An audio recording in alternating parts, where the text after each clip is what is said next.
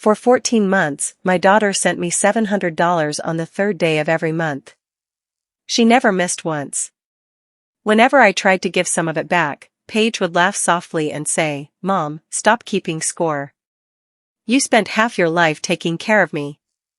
Let me do this." I believed her. I believed my daughter had become successful enough to make my retirement a little easier. I believed the money came from her salary. I believed her husband knew about it. And most of all, I believed those monthly deposits were proof that I had raised a daughter who remembered what family meant. Then, one Thursday afternoon, my son-in-law Grant appeared at my front door carrying a thick gray folder. He didn't come inside right away. He just stood on my porch with one hand gripping that folder so tightly his knuckles had turned white. "Carol," he said, "I need to ask you something before I show you what's in here." I smiled nervously. "What?" His eyes dropped toward the porch. "Where do you think Paige has been getting the money she sends you every month?" I almost laughed. "From her paycheck, I assume." Grant looked at me. Then he said 6 words that changed my understanding of my entire marriage. "She hasn't sent you $1. I stared at him. "What are you talking about?" He opened the folder. Inside were bank statements dating back more than 12 years. At the top of every page was my late husband's name. Raymond Whitmore. And beneath his name was an account I had never known existed. Grant pointed to the most recent transactions. Every monthly payment Paige had supposedly sent me had come from that account. $700. Every month. For 14 months. But that wasn't the part that frightened me. The account had existed while Raymond was alive. And Paige had been given access to it 11 years before his death. My daughter hadn't discovered my husband's secret after he died. She had known about it for years. And what that account had been created to hide was worse than the money itself. My name is Carol Whitmore. I'm 67 years old, and until that afternoon, I thought the biggest betrayal of my life had already happened when Raymond died without giving me enough information about our finances. We had been married 38 years. For most of those years, we were ordinary people living an ordinary life in a quiet suburban neighborhood. Raymond worked in commercial property management. I spent 32 years in administrative services for a medical equipment company. We weren't wealthy. But we weren't desperate either. We had a modest house, 2 dependable cars, savings, and what I believed was a decent retirement plan. At least, that's what Raymond always told me. He handled most of our long-term financial paperwork. That arrangement embarrassed me after he died. I should have known more. I should have asked more questions. But every time I tried, Raymond would smile and say, "Carol, you've got enough on your plate. I'll handle the boring stuff." And I let him. After nearly 4 decades together, trust becomes automatic. You stop asking to see proof. You stop checking every statement. You stop imagining the person beside you might be building an entire section of your life that you cannot see. Raymond died 3 years before I retired. When I finally began organizing everything myself, I discovered that our retirement savings were significantly smaller than I expected. Not gone. Just smaller. Much smaller. Whenever I asked Raymond about money during the last few years of his life, he'd mentioned market losses, repairs, higher insurance costs, and several investments that hadn't performed well. At the time, those explanations had sounded reasonable. After his death, I had nobody to question. So I adjusted. I delayed retirement by almost 2 years. I canceled plans to renovate my kitchen. I stopped taking weekend trips. And when I finally retired, I learned to stretch every dollar carefully. Paige noticed. Of course she did. She was my only child. At 39, she had built a successful career in operations for a technology company. Grant worked in commercial insurance. They lived comfortably. Not extravagantly, but comfortably. One evening, Paige came over and found me comparing grocery receipts at my kitchen table. She looked at the stack of coupons beside me. Mom. I glanced up. What? You're doing that thing again. What thing? Pretending you're fine when you're calculating whether you can afford everything. I laughed. That's called budgeting. She wasn't amused. 2 weeks later, $700 appeared in my checking account. The note attached to the transfer said, "For breathing room. Love you." I called immediately. "Paige, no." "Yes. I don't need you supporting me. You supported me for 20 years. That isn't the same." "Why?" "Because I'm your mother. And I'm your daughter." I told her I would send it back. She threatened to send twice as much if I did. I laughed. Eventually, I kept it. The following month, another 700 arrived. Then another. 14 months passed. And eventually, I stopped feeling embarrassed. I started feeling grateful. That was my first mistake. I thought I was receiving generosity. I didn't realize I was receiving evidence. Grant finally stepped inside my house. He didn't sit until I asked him 3 times. I made coffee out of habit, although neither of us touched it. The gray folder remained between us on my kitchen table. "What exactly are you saying?" I asked. Grant rubbed his hands together. "I noticed something while Paige and I were reviewing some financial records." "What records?" "Our own." That confused me even more. He continued. "There's an account she never told me about." I looked toward the folder. "Raymond's account?" Grant nodded. I initially thought Paige had hidden money from our marriage. My stomach tightened. But she hadn't? Not exactly. He opened the folder again. The account was registered under Raymond's name. A secondary authorization listed Paige. The authorization date was 11 years earlier. I counted backward immediately. Paige would have been 28. Raymond had still been alive. Very much alive. I touched the page. Why would Raymond give Paige access to an account and not tell me? Grant's expression changed. That was when I realized there was more. "Carol, this isn't just a savings account." "What is it?" "There were regular withdrawals for years." He showed me several pages. Every few months, money had been transferred out. 2,000. 3,000. Sometimes 5,000. Then smaller payments. Then larger ones again. The recipient information was abbreviated. Our field services. Private education transfer. Housing support. My chest tightened. What am I looking at? I don't know everything yet. Then why are you here? Grant swallowed. Because Paige asked me not to tell you. That sentence hurt more than anything else he had said. My daughter knows? Yes. How much? A lot more than I do. I leaned back. The room suddenly felt unfamiliar. Did you ask her where the $700 came from? Yes. And? She said it was complicated. I gave a bitter laugh. People only use that word when the simple explanation sounds terrible. Grant said nothing. I turned another page. One transaction caught my attention. It was dated 9 years earlier. $18,400. The money had been deposited into Raymond's secret account from another account. An account number I recognized. Ours. My hand froze. That came from our household savings. Grant looked down. I thought you might recognize it. I remembered that year. Raymond had told me one of our investments had lost almost $20,000. I remembered sitting beside him at the kitchen table while he explained that markets rise and fall. I remembered being worried. He held my hand. He told me not to panic. There had been no investment loss. Raymond had moved the money. And my daughter apparently knew where it had gone. I called Paige immediately. She didn't answer. I called again. Nothing. On the third attempt, she sent a text.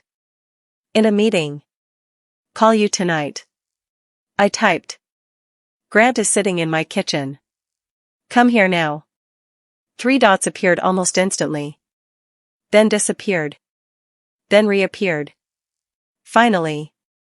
Mom, please don't look through anything until I get there. I stared at the message. Grant saw my expression. What did she say? I turned my phone toward him. His jaw tightened. I didn't need to say anything. Paige had just confirmed everything. She knew exactly what was in that folder. 40 minutes later, her car pulled into my driveway. She walked through my front door without knocking. Her face was pale. She looked first at me. Then at Grant. You promised me we'd discuss this first. Grant stood. We discussed it for 3 days. You had no right. He's my son-in-law, I said. You're my daughter. And apparently I'm the only person in this family who didn't have any rights. Paige's eyes filled with fear. Mom, that's not fair. Then make it fair. I pushed the folder toward her.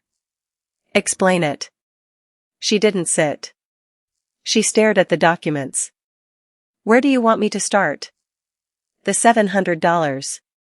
Paige closed her eyes briefly. It came from Dad's account. Why? Because you needed it. That isn't what I asked. She looked at me. Mom. Why did my husband have an account I didn't know existed? Silence. And why did he give you access to it 11 years ago? Paige finally sat down. Her voice became very quiet. Because Dad made me promise something. I felt something inside me drop. What? That I would never tell you why the account existed. Grant moved toward the living room. I stopped him. No. He turned. You stay. Paige looked uncomfortable. Mom, maybe this should be between us. No. Secrets between family members are exactly why we're sitting here. She lowered her eyes. For nearly a minute, nobody spoke. Then Paige began. When I was 28, I was visiting Dad at his office. I remembered that period. Paige had recently moved back home after changing jobs. She and Raymond had always been close. What happened? I walked in on a conversation. With who? A man. I waited. What man? Paige rubbed her palms against her knees. His name was Derek Nolan. The name meant nothing to me. Who is Derek Nolan? Paige looked directly at me. Dad's son. I actually smiled. Not because it was funny. Because my mind rejected the sentence. Your father didn't have a son. Paige didn't answer. I stared at her. Then at Grant. Grant's face told me he had already heard this part. No. Paige's voice cracked. Mom. No. I stood. Don't do that. I'm sorry. You're mistaken. I'm not. Your father had one child. Paige's tears started. You. She nodded. I know what you believed.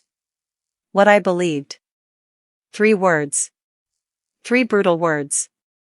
Not what was true. What I believed.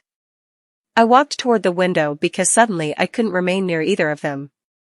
Outside, a delivery truck moved slowly down the street. Someone across the road was watering flowers. Everything looked defensively normal. How old is he? I asked. 34. My fingers tightened around the window frame. 34. Paige was 39. Raymond and I had already been married when this man was born. How long? I don't know exactly. I turned around. How long did your father have another relationship? Dad said it wasn't a long relationship. I laughed. That's supposed to help me? No. Did you meet him? Paige hesitated. That hesitation answered me. You met him? Yes. How many times? Mom. How many times? Several. I stared at my daughter. My own daughter. My only child. For 11 years, she had known that her father had another son. For 11 years, she had looked at me across birthday dinners, family gatherings, ordinary Sunday afternoons. And she never said a word. Paige started crying. I didn't. Not yet. I was too angry. Tell me everything. She nodded slowly. When I walked into Dad's office that day, Derek was upset. I heard him say, "You don't get to pretend she doesn't exist," while asking me to keep doing this. Pretend who didn't exist? You. My stomach twisted. Paige continued. I thought Dad was helping someone financially. Then Derek looked at me and asked if I knew who he was. What did Raymond say? He told him to leave. And then? Dad locked the office door and explained. Paige said Raymond had met Derek's mother during a period when he frequently traveled for work. The relationship lasted less than a year. Derek was born afterward. Raymond learned about him when Derek was a toddler. He began quietly providing financial support. Not through formal family channels. Privately. Secretly. Year after year. I sat down again. Every business trip. Every late meeting. Every moment Raymond told me he was working for our future now felt suspicious. Did he ever see him? Yes. How often? I don't know. But you met him several times. Yes. Because Raymond wanted you to? Paige nodded. He said eventually Derek might be the only person besides me who understood what happened. I looked at her coldly. What happened? She wiped her face. The money. And there it was. The second betrayal. Raymond had not simply hidden a child from me. He had financed that secret using money that belonged to both of us. Grant opened another section of the folder. He had marked several transactions. I recognized more account numbers. A savings account we had closed 10 years ago. A certificate of deposit Raymond claimed we cashed to repair the roof. Part of a yearly work bonus that Raymond told me had been smaller than expected. Money from the sale of his mother's property. And then I saw something that made my throat close. A transfer of $26,000. I knew exactly what that was. My severance payment. Years earlier, my company had reorganized. I temporarily lost my position before being rehired under a different department. I received a severance package. Raymond convinced me to place most of it into what he called a protected retirement vehicle. I had signed paperwork. I remembered sitting at our dining table. Raymond had placed small sticky tabs beside every signature line. It's just routine, he'd said. Apparently, part of that money had ended up here. In the hidden account. Paige, I whispered, did you know this was my money? Her silence lasted too long. Did you know? Yes. The word barely came out. I pushed the chair away so quickly it scraped across the floor. You knew he took my severance money? Not when he did it. But later. Yes. And you still said nothing. Dad told me he was going to replace it. I stared at her. When? He said eventually. Eventually? I know how it sounds. You know how it sounds? My voice rose. It sounds like my husband stole money from our marriage to support a life he hid from me, and my daughter helped him hide it. I didn't help him take it. You helped him keep it hidden.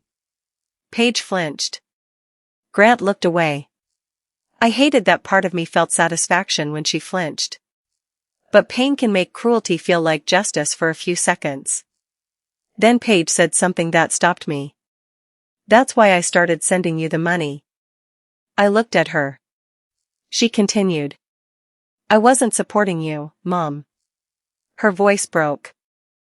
I was trying to give your money back. 14 months. $700 each month. $9,800. Suddenly every transfer felt different. Every sweet message attached to it. Every time Paige told me not to worry. Every time she said she wanted to help her mother.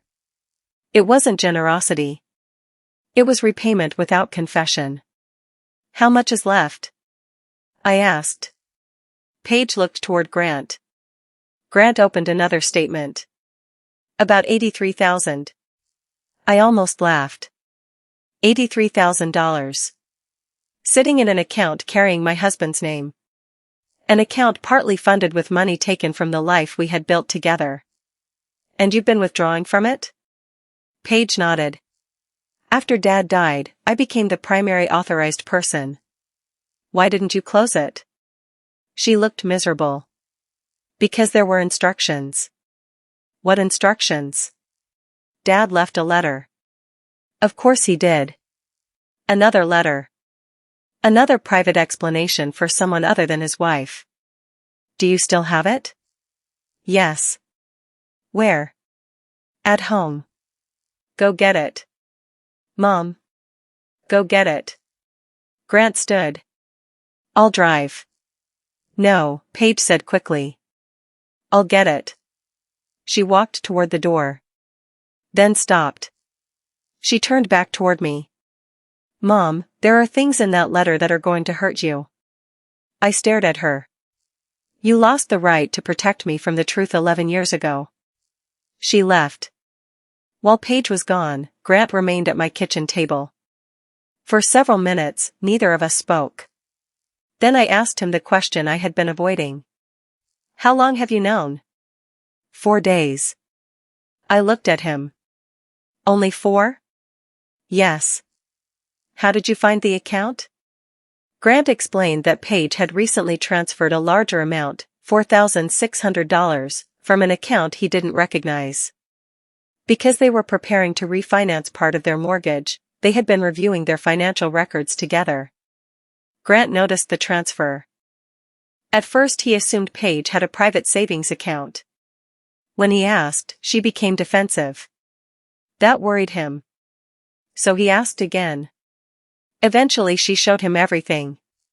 She told me about Derek, Grant said. And you came here? Not immediately. That disappointed me. He saw it. I needed to understand what I was looking at. Why was there a $4,600 transfer? Grant hesitated. I could tell he didn't want to answer. Grant. It paid your property tax. I stared at him. My property tax bill had been due 2 months earlier. Paige had insisted on helping me. She told me she had received a performance bonus at work. Another lie. I felt foolish. Not because I had accepted the money. Because I had thanked her. I had hugged her. I had told her how proud her father would have been to see the woman she became. Now I wondered what Paige had felt while I said it. Guilt? Shame? Relief that I still didn't know? Why did you decide to tell me? Grant looked down. Because Paige kept saying she was protecting you. And? I asked her whether protecting someone means controlling which parts of their own life they're allowed to know. For the first time that afternoon, I felt something besides anger. Respect. Grant continued. She said Raymond made her promise. And what did you say? I told her Raymond isn't here anymore. He looked at me. But you are. Paige returned 40 minutes later carrying a small metal document box. I recognized it. Raymond had kept old insurance papers inside. After his death, Paige offered to organize it for me. She had taken it home. I had never asked for it back. That realization made me feel stupid all over again. She placed the box on the table. Inside were tax records, old receipts, property documents, and 3 sealed envelopes. One had Paige's name. One had Derek's. The third had no name. Which one is mine? I asked. Paige looked at me. None. Of course. Raymond had written explanations to both of his children. But not to his wife. Paige handed me her envelope. The paper inside was several pages long. The handwriting was unmistakably Raymond's. I couldn't bring myself to read it aloud. So Paige began explaining. Raymond wrote that he had spent years trying to balance two responsibilities. I hated the phrase immediately. One responsibility had been his marriage. The other had been the consequence of a secret he chose to create. He wrote that he feared losing me if I discovered the truth. He wrote that he convinced himself silence was kinder. He wrote that helping Derek financially was the least he could do. Then came the sentence that nearly broke me.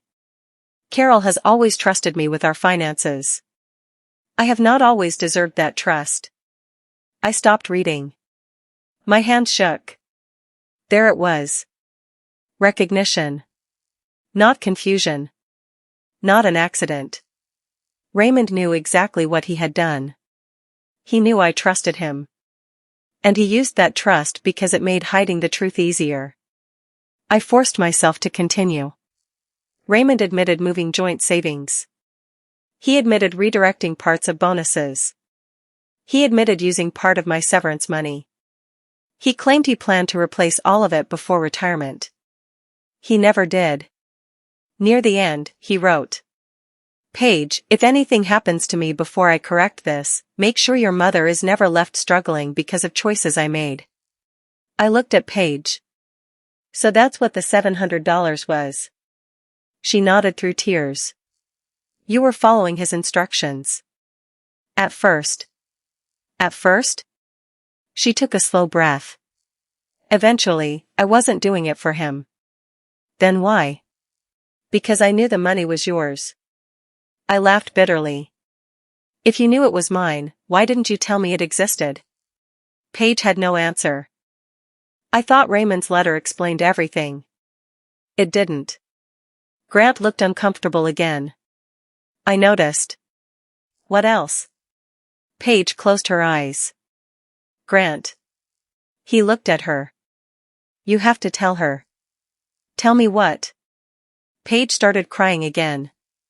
This time harder. I felt exhausted by tears. Raymond was gone. He could no longer answer questions. So all the weight of his choices had fallen onto the one person who remained. Our daughter. When Dad died, Paige said, Derek contacted me. Why? He wanted to close everything. What does that mean? He didn't want the money anymore. That surprised me. Why? Because he found out where some of it had come from. I stared at her. How? Dad told him. Apparently, during the final year of Raymond's life, his relationship with Derek had deteriorated. Derek had begun asking questions about the money. Raymond eventually admitted that some of the account had come from family funds I didn't know he was using. Derek was furious. He stopped accepting payments. After Raymond died, Derek sent Paige copies of emails between himself and Raymond. Emails where Raymond described me. Our finances. The account. The money he'd taken. And his plan to keep everything hidden permanently. Permanently? I whispered. Paige nodded. Raymond hadn't intended to confess. Not later. Not during retirement. Not eventually. Never. His plan was to quietly replace whatever he could and let me die believing our marriage had been exactly what I thought it was. I felt physically cold. Paige reached toward me. I pulled my hand away. Don't. She froze. How long have you had those emails? 3 years. Since your father died? Yes. So even after there was no promise left to protect him, you still didn't tell me. I was protecting you. No. My voice became strangely calm. You were protecting the version of our family that was easiest for you to live with. Paige began shaking her head. That's not true. It is. I didn't want you to lose every good memory of Dad. You decided that for me. I was afraid. So was I. She stopped. I continued. I was afraid when I retired and couldn't understand where our money went. I was afraid every time I opened a bill. I was afraid I had failed to prepare for my own future. My voice cracked. And all that time, you knew I hadn't failed. Paige covered her face. I finally started crying. You let me blame myself. That was the part one couldn't forgive. Not yet. For years after Raymond died, I questioned myself. How had I misunderstood our finances so badly? Had I spent too much? Had I failed to save? Had I been irresponsible? I replayed decades of purchases in my mind. Furniture. Vacations. Home repairs. College expenses. Every unnecessary dinner out. Every gift. I had turned ordinary memories into evidence against myself. Meanwhile, Paige knew the truth. The money hadn't disappeared because I was careless. It had disappeared because my husband had deliberately moved it. And my daughter watched me carry guilt that belonged to him. Do you remember, I asked her, when I almost sold the house? Paige nodded. 2 years earlier, I had considered downsizing because I feared I couldn't afford to maintain the property. Paige talked me out of it. She told me Raymond would have wanted me to keep the home. Now the sentence sounded almost insulting. You knew then? Yes. Did you ever think maybe I deserved to know why I was struggling before making decisions about my home? Yes. But you said nothing. I didn't know how. You knew how to transfer money. She looked down. You knew how to keep his account open. She cried quietly. You knew how to read his emails. I leaned forward. You knew how to do everything except tell your mother the truth. Grant had been silent for a long time. Then he said, there's something else you should understand. Paige looked at him sharply. What? He continued carefully. Paige didn't spend the account on herself. I never said she did. No. But you should know I checked. Paige looked hurt. You checked? Yes. Behind my back? Grant gave a tired laugh. You had a secret account connected to your late father containing tens of thousands of dollars. What exactly did you expect me to do? The room went silent. For the first time, I watched my daughter experience what I had experienced. Someone she loved had investigated something she kept hidden. Someone she trusted didn't automatically trust her explanation. The irony wasn't lost on either of us. Grant explained that every withdrawal Paige made after Raymond's death could be traced. Property taxes for my house. A new furnace I believed Paige and Grant had paid for. 3 months of supplemental expenses when I first retired. My car repair. My dental bill. My homeowner's insurance. All of it. Nearly $23,000 over 3 years. She hadn't taken anything for herself. That should have comforted me. It didn't. It made everything more complicated. My daughter had not been stealing from me.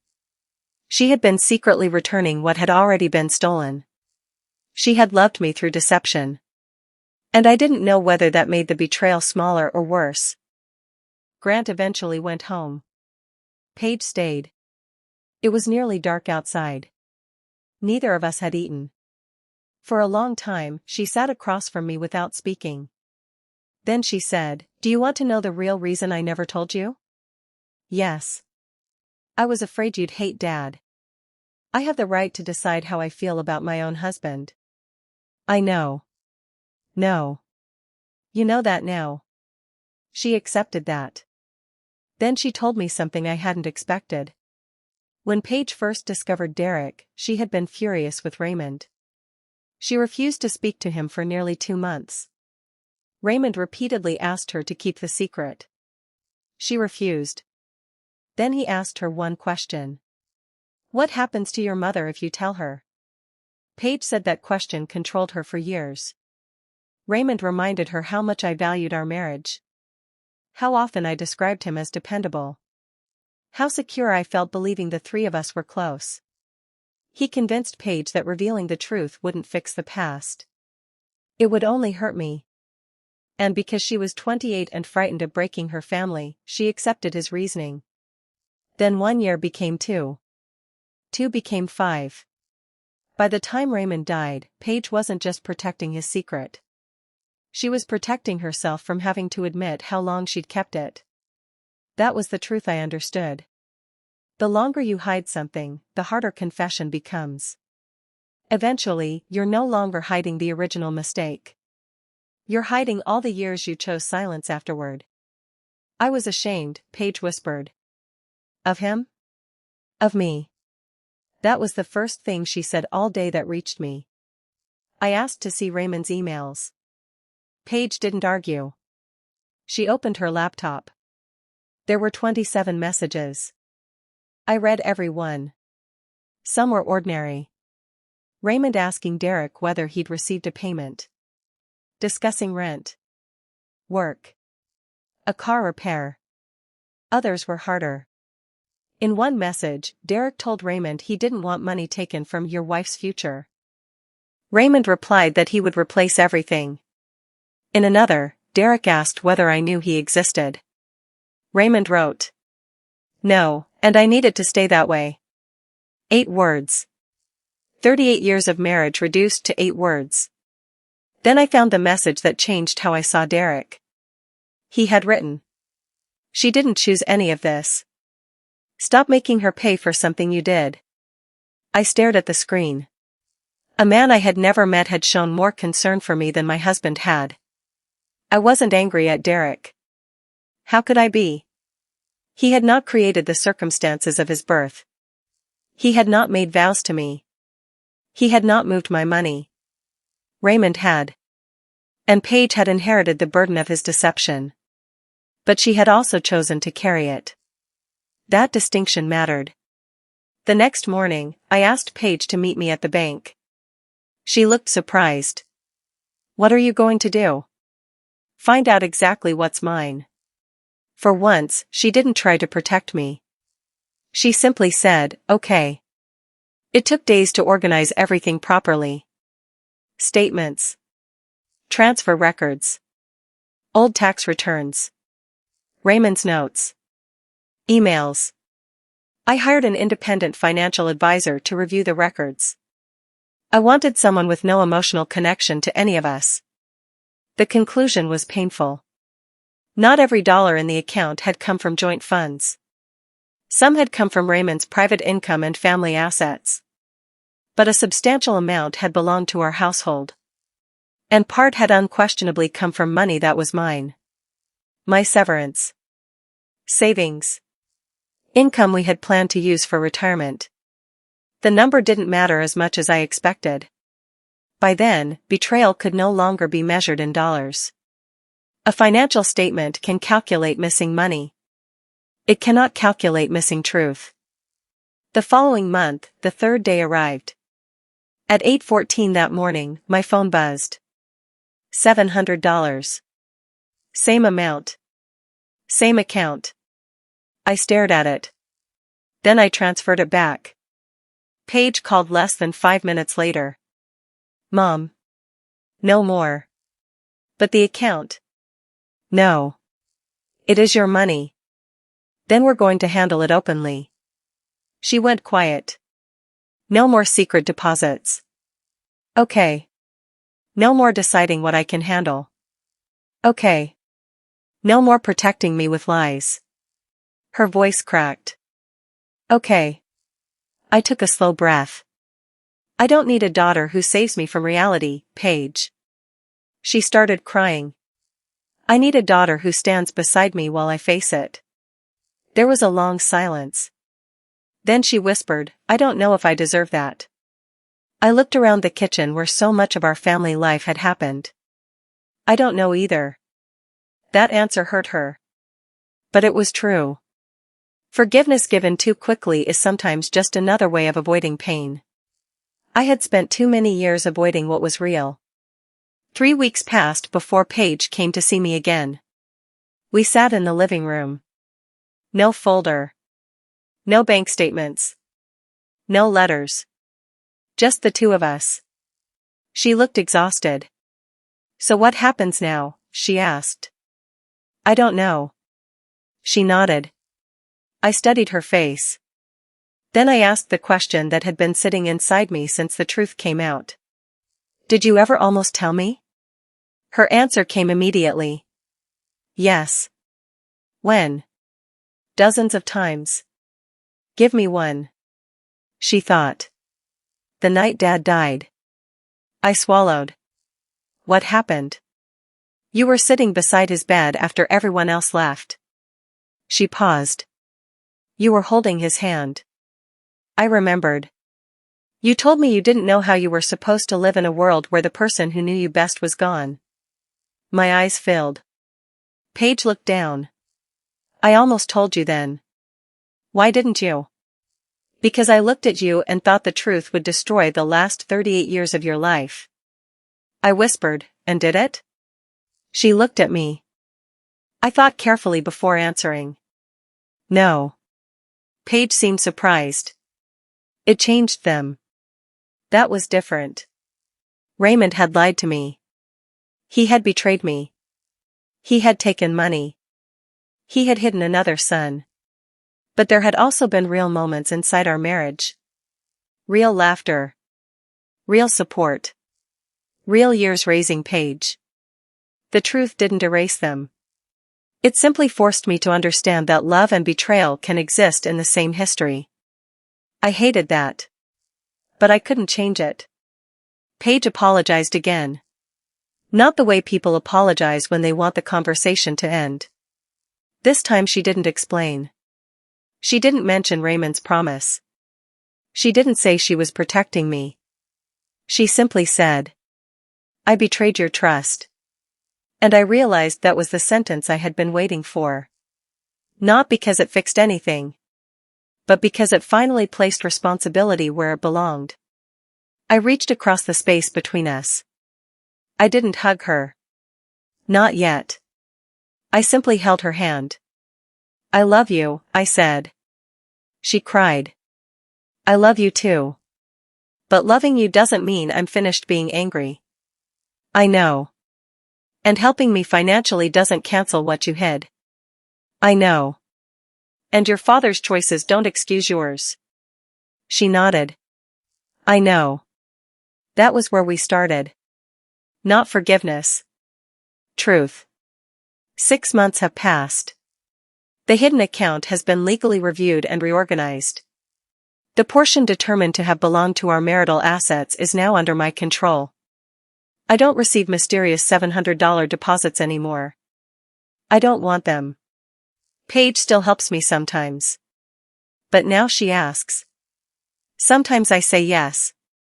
Sometimes I say no. And every time, we both understand that asking matters. Grant and I became closer after everything happened. He apologized once for being the person who delivered the truth. I told him never to apologize for that. He didn't create the secret. He simply refused to inherit it. As for Derek, I haven't met him. Not yet. He sent me a letter through Paige. I waited 2 months before opening it. Inside, he didn't ask me to forgive Raymond. He didn't defend him. He simply wrote that he was sorry his existence had been connected to deception I didn't deserve. I wrote back one sentence. You don't owe me an apology for being born. Maybe someday we'll speak. Maybe we won't. I'm no longer forcing myself to make every decision immediately. Truth gives you choices. Secrets take them away. I've had enough choices taken from me. Sometimes I think about those 14 monthly deposits. $700. Again and again.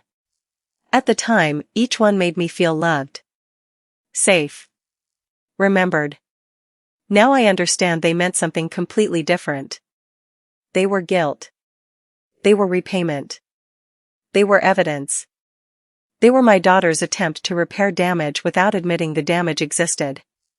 And that taught me something I wish I had understood years earlier. Not every generous act comes from a clean place. Sometimes kindness is carrying a secret. Sometimes help is really compensation.